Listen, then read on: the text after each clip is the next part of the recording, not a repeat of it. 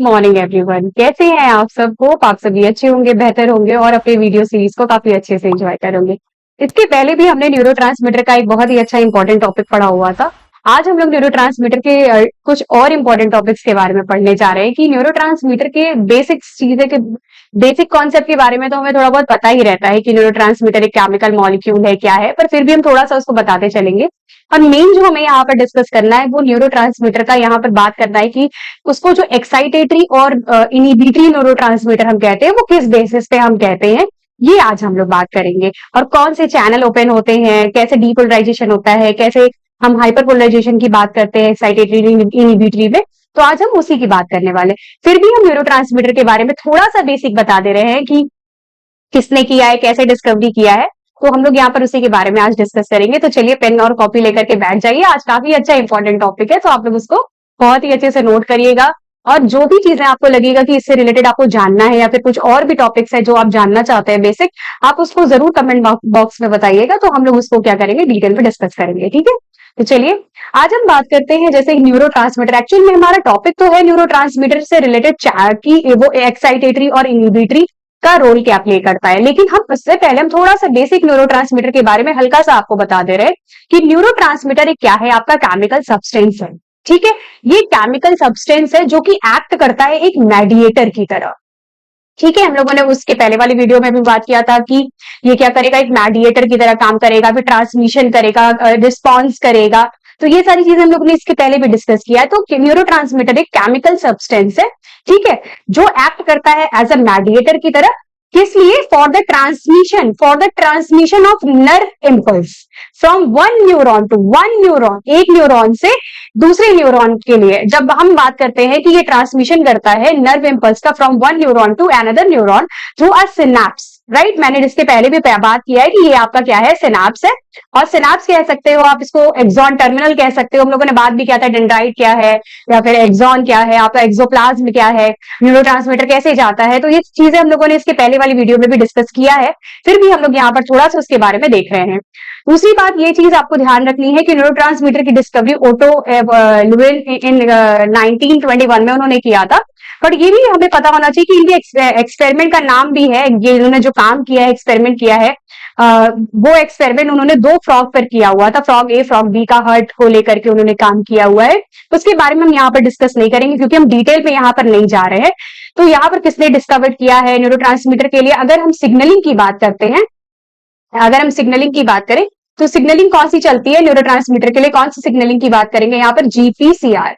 ठीक है, GPCR signalling यहाँ पर क्या होती है, कंडक्ट की जाती है न्यूरोट्रांसमीटर के लिए। अब न्यूरोट्रांसमीटर अगर यहाँ नर्वस सिस्टम के इस पार्ट पे यहाँ पर क्या कर रहा है, रिलीज हो रहा है, तो उसको यहाँ से लेकर के सिनेप्स तक पहुंचाने का काम कौन करता है? सिनेप्स तक पहुंचाने का काम आपको मैंने पहले भी बताया है, साइटोस्केलेटन का एक टाइप है, वो क्या है आपका? माइक्रोट्यूब्यूल, है ना। माइक्रोट्यूब्यूल क्या करता है, इस न्यूरोट्रांसमीटर को यहां से यहां तक पहुंचाने का क्या करता है, काम करता है। अब ये सिनेप्स के पास जाकर के स्टोर होगा। बात अलग होगी कि सिनेप्स दो तरह का होता है, प्री होता है और एक पोस्ट होता है। ठीक है, प्री से क्या होता है आपका न्यूरोट्रांसमीटर, क्या होता है, रिलीज होता है। और पोस्ट पर उसका क्या होता है, रिसेप्टर पाया जाता है। ठीक है, रिसेप्टर प्रेजेंट होता है न्यूरोट्रांसमीटर का।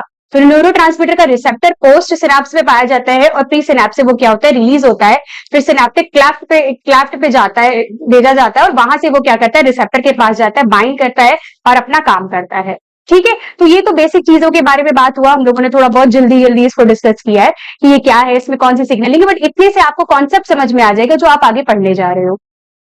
आगे हम बात करते हैं कि ये जो न्यूरोट्रांसमीटर है उसको जो डिवाइड किया गया है कि ये एक्साइटेटरी है और इनहिबिटरी है। तो ये दो बातें जो हम कहते हैं वो किस बेसिस पे कहा जाता है, वो आज हम यहाँ डिस्कस करेंगे। तो न्यूरोट्रांसमीटर हम जब भी डिस्कस किया जाता है कि एक्साइटेटरी है इनहिबिटरी है, तो उस एक्साइटेटरी इनहिबिटरी में भी हमें पता है कौन कौन से आते हैं।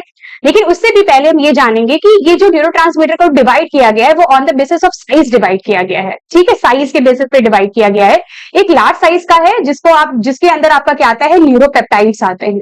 ठीक है, ये बात याद रखिएगा, बहुत बहुत इंपॉर्टेंट है कि उसके अंदर क्या आता है, अपना न्यूरोपेप्टाइड आता है। लेकिन अगर हम जो न्यूरोट्रांसमीटर के बारे में जो जान रहे हैं, सिर्फ बातें करते हैं एक्साइटेटरी और इनहिबिटरी, वो एक्चुअल में स्मॉल साइज है।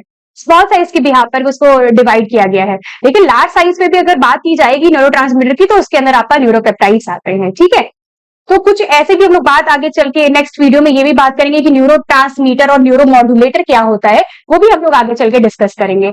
स्मॉल साइज में आपका क्या आता है, 3 तरह के आपके आते हैं आपके न्यूरोट्रांसमीटर। एक होता है जो अमाइनो एसिड से रिलेटेड होता है, एक अमीन डेरिवेटिव होता है और कुछ अदर्स भी होते हैं। ठीक है, तो ये जो आप बातें कर रहे हैं वो आपका किस बेसिस पे है बेटा, वो स्मॉल साइज के बेसिस पे है। ठीक है, अगर हम अमाइनो एसिड की बेसिस पे बात करते हैं तो हमेशा याद रखिएगा ये बहुत फास्ट सिनेप्टिक ट्रांसमिशन करता है, क्योंकि हम लोगों ने बात किया था कि ये बहुत ट्रांसमिशन करने का काम करता है। तो ट्रांसमिशन कहने का मतलब हम लोगों ने भी जस्ट बताया कि एक न्यूरॉन से दूसरे न्यूरॉन पे वो क्या करता है, सिग्नल को भेज रहा है। ठीक है, तो यहां पर आपका अमाइनो एसिड अगर डेरिवेटिव की बात की जा रही है कि कौन कौन से न्यूरोट्रांसमीटर अमाइनो एसिड से बने, कौन कौन से ऐसे जो अमाइनो एसिड से रिलेटेड है, तो आप यहां पर याद रखिएगा सबसे फास्ट इन तीनों में जो सबसे ज्यादा फास्ट काम करता है वो आपका होता है अमाइनो एसिड वाला, फास्ट सिनेप्टिक ट्रांसमिशन। लेकिन अगर हम अमीन वाले की बात करेंगे तो ये स्लो सिनेप्टिक ट्रांसमिशन करता है। तो कभी कभी एंट्रेंस में या फिर कभी कभी आपसे वाइवा में पूछ लिया जाएगा कि अगर हम बताएं कि न्यूरोट्रांसमीटर एक्साइटेटरी, इनहिबिटरी या ये जो न्यूरोट्रांसमीटर डिवाइड किए हो आप, उसमें ये क्यों हम अमाइनो एसिड या अमीन या अदर में क्यों ये चीजें कर रहे हैं, क्योंकि कोई फास्ट कर रहा है और कोई क्या कर रहा है, स्लो रिस्पॉन्स कर रहा है। तो जो फास्ट कर रहा है उसका क्या काम है, फास्ट वाले में भी क्या है, अमाइनो एसिड में कुछ एक्साइटेटरी है और कुछ इनहिबिटरी। एक्साइटेटरी मतलब समझ में भी आ रहा है कि एक्साइटेशन की बात हो रही होगी, इनहिबिटरी मतलब वो रोकने की बात कर रहा होगा। तो एक्साइटेटरी कहने के अंदर कौन कौन से ऐसे अमाइनो एसिड आते हैं, जो कि है ग्लूटामेट और एस्पार्टेट। ठीक है, अगर इनहिबिटरी की हम बात कर रहे हैं तो इनहिबिटरी में आपका आता है गाबा, जिसका फुल फॉर्म है गाबा अमीनो ब्यूटेरिक एसिड, और ग्लाइसिन। ये दोनों ही क्या है, आपके इनहिबिटरी न्यूरोट्रांसमीटर है। इस तरह से आप अगर कभी जो आपके थ्योरेटिकल एग्जाम की हम बात करें तो थ्योरी एग्जाम में भी आप क्या कर सकते हो, उसको लिख सकते हो कि आपका फ्लो चार्ट के थ्रू दिखा सकते हो कि इस तरह के न्यूरोट्रांसमीटर होते हैं, तो आपका एक पेज तो कवर हो ही जाएगा अगर आपका न्यूरोट्रांसमीटर के बारे में पूछा जा रहा है। कभी कभी 5 मार्क्स में भी आ जाता है, कभी कभी 2 मार्क्स में भी आ जाता है। अगर आप इस तरह से करोगे फ्लो चार्ट के थ्रू तो आपको नंबर भी बहुत अच्छे मिलते हैं। तो दोनों के लिए फायदा, आपका थ्योरी एग्जाम के लिए भी फायदा है, आपका एंट्रेंस के लिए भी फायदा है, क्योंकि आपको यहाँ पर पता चल रहा है कि हाँ किसके अंदर कौन आ रहा है। सेकंड बात करते हैं अमीन, जो कि स्लो सिनेप्टिक ट्रांसमिशन का काम करता है। उसमें एक्साइटेटरी में आता है आपका हिस्टामिन। हिस्टामिन की अगर हम बात करेंगे तो उसमें हम लोग बात करते हैं कि वैसो डायलेशन का काम करता है। इनहिबिटरी की अगर हम बात करें तो डोपामिन, हम एक एक पे अलग अलग वीडियो बनाएंगे शॉर्ट्स की, हिस्टामाइन का क्या रोल है, डोपामाइन का क्या रोल है, सेरोटोनिन का क्या रोल है, और इनसे रिलेटेड थोड़े थोड़े डिजीज के बारे में भी हम जानेंगे। जैसे कि एसिटिलकोलिन की अगर बारे में बात करेंगे तो उसके बारे में भी हम डिस्कस यहाँ पर करेंगे। ठीक है, तो एक्साइटेटरी के अंदर हिस्टामाइन आता है। हिस्टामाइन का रोल आप लोगों ने एक जगह इम्यूनोलॉजी में भी पढ़ा होगा, बताइए कहाँ पर पढ़ा होगा, कौन सी ऐसी आपकी सेल्स हैं जिसके अंदर जिसमें हम हिस्टामाइन का रोल पढ़ते हैं। तो हम लोग जब भी बात करते हैं बेसोफिल की, तो वहां पर हिस्टामाइन बहुत इंपॉर्टेंट रोल प्ले करता है। डाइजेस्टिव सिस्टम में भी हम लोग बहुत जगह पढ़ते हैं, तो वहां पर भी हम लोग हिस्टामाइन का क्या करते हैं, रोल देखते हैं। इनहिबिटरी की बात करें तो डोपामाइन और सेरोटोनिन, ये 2 तरह के हार्मोन है जो कि इनहिबिटरी रोल प्ले करते हैं। ठीक है, और भी बहुत ढेर सारे हार्मोन्स हैं जो कि हम लोग आगे फ्लो चार्ट में देखेंगे। अदर की अगर हम बात करें तो उसमें आपका आता है एसिटिलकोलिन। एसिटिलकोलिन की अगर हम बात करेंगे तो फर्स्ट डिस्कवर्ड जो आपका न्यूरोट्रांसमीटर है वो आपका एसिटिलकोलिन ही है। ठीक है, उसके बारे में हम अलग से वीडियो बनाएंगे। और नाइट्रिक ऑक्साइड जो कि आपका क्या है, गैसियस मॉलिक्यूल है, वो भी आपका एक अदर न्यूरोट्रांसमीटर के अंदर आता है। ठीक है, अब इसके बाद एक फ्लो चार्ट हम पढ़ते हैं। ये फ्लो चार्ट काफी अच्छा है, आप इसको बहुत ही मेडिकल फिजियोलॉजी की बुक से हम लोगों ने इसको लिया हुआ है, तो काफी अच्छा ये बताया गया है यहाँ पर कि ये क्या काम करता है, कैसे। तो ये फ्लो चार्ट में लिखा हुआ है कि जो गाबा है उसका साइट ऑफ सिक्रीशन कहाँ है, कहाँ से सिक्रीट होता है। जैसे सेरेब्रल कॉर्टेक्स से आप लिखा हुआ है, तो ये आप याद रख सकते हो। ठीक है, ग्लाइसिन कहाँ है, फोर लिम्ब से है। ग्लूटामेट कहाँ है, सेरेब्रल कॉर्टेक्स से है। ठीक है, और भी बाकी एस्पार्टेट जो है आपका स्पाइनल कॉर्ड एंड रेटिना। तो नॉन एड्रेनलिन जो आपकी एमीन्स में आते हैं, एमीन्स में भी आता है आपका, सिर्फ ऐसा नहीं है कि मैंने डोपामाइन और हिस्टामाइन बता दिया तो और नहीं आते हैं, आपको बाकी सब भी दिख रहे हैं। ठीक है, तो ये चीज याद रखिएगा। तो कुछ आपको ऐसे भी न्यूरोट्रांसमीटर मिलेंगे जो दोनों फंक्शन करते हैं, एक्साइटेटरी भी या इनहिबिटरी भी। तो इसके पहले वाले फ्लो चार्ट में हमने सिर्फ एक्साइटेटरी इनहिबिटरी का दिखाया है, यहाँ पर हम लोगों को दिख रहा है इसलिए हमने वहां पर उसको ऐड नहीं किया है। ठीक है, तो जब भी हम यहाँ बात करते हैं तो ये आपको दिख रहा है कि कुछ ऐसे हैं जो एक्साइटेटरी और इनहिबिटरी दोनों का काम करते हैं। जिससे नॉन एड्रेनलिन जो है वो आपका क्या है, नॉन एड्रेनलिन की बात करेंगे तो जैसे आपका सेरेब्रल कॉर्टेक्स उसका साइट ऑफ सिक्रीशन है, अगर वो उसकी बात करें तो वो एक्साइटेटरी भी काम कर रहा है और इनहिबिटरी भी काम कर रहा है। तो कुछ और भी जैसे एड्रेनलिन है, ठीक है, वो भी एक्साइटेटरी और इनहिबिटरी का काम कर रहा है।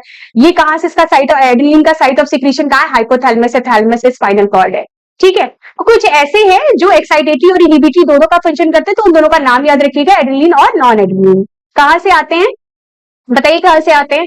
एड्रिनल मैडुला। एड्रिनल मैडुला जो है वो क्या करती है, कैटेकोलामाइंस रिलीज करती है, उसमें से ये आपका क्या है, नॉन एड्रिनलिन और एड्रिनलिन नाम के हार्मोन्स भी क्या होते हैं, सिक्रीट होते हैं। तो कुछ ऐसे भी हैं जो आपके क्या है, आपका एक्साइटेटरी रोल भी प्ले कर रहे हैं और इनहिबिटरी रोल भी प्ले कर रहे हैं। कुछ ऐसे हैं जो सिर्फ एक्साइटेटरी कर रहे हैं, कुछ ऐसे हैं जो सिर्फ और सिर्फ इनहिबिटरी रोल प्ले करते हैं। ठीक है।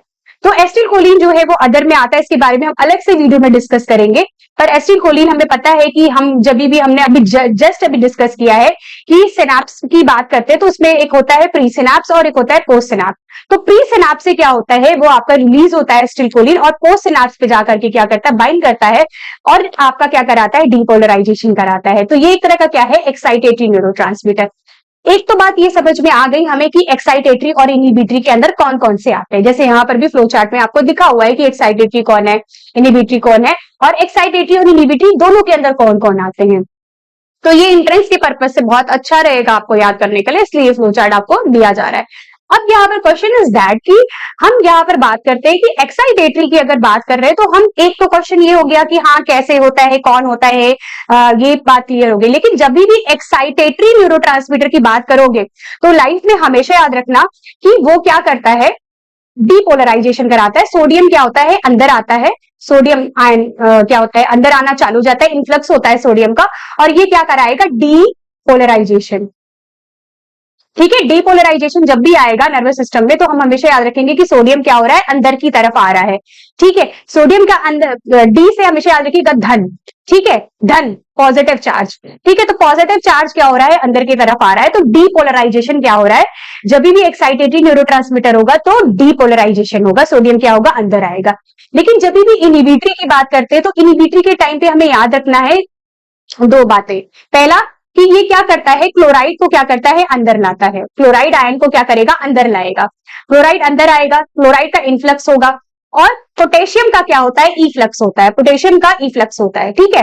पोटेशियम का इफ्लक्स होता है, पोटेशियम बाहर की तरफ जाता है और क्लोराइड अंदर की तरफ आता है। तो सबसे ज्यादा इंपॉर्टेंट, जैसे ही क्लोराइड अंदर की तरफ आएगा, निगेटिव चार्ज बढ़ेगा। ठीक है, निगेटिव चार्ज बढ़ेगा बढ़ेगा तो जो रेस्टिंग मेम्ब्रेन पोटेंशियल है आपका, वो आपका -70 मिलीवोल्ट है। अब वो और भी ज्यादा निगेटिव हो जाएगी, तो अब क्या होगा, हाइपर पोलराइजेशन होगा। हाइपर पोलराइजेशन, हाइपर पोलराइजेशन कहने का मतलब कि अगर resting membrane potential nervous system में -70 मिलीवोल्ट है, तो यहां पर और भी ज्यादा वो निगेटिव पहुंच जाएगा। मान लेते हैं कि -85 से लेकर के -90 मिलीवोल्ट तक वो क्या होता है, पहुंच जाता है। तो हम उसको कहते हैं कि ये कहां पहुंच गया है, आपका हाइपर पोलराइजेशन पे। तो ये बात आपका CSIR नेट में 2017 या 18 का क्वेश्चन में पार्ट सी में पूछा गया था। बहुत ही सिंपल क्वेश्चन आया था कि एसिटिलकोलिन जो है वो क्या है, एक तो ये क्वेश्चन पूछा हुआ था। तो एसिटिलकोलिन क्या है, एक्साइटेटरी है, पर इतने से काम नहीं चलेगा। एसिटिलकोलिन अगर एक्साइटेटरी है तो कौन सा आयन अंदर आएगा, अगर आपसे मैंने पूछा तो आप क्या बताएंगे कि सोडियम आयन क्या हो रहा है, कि अंदर आ रहा है।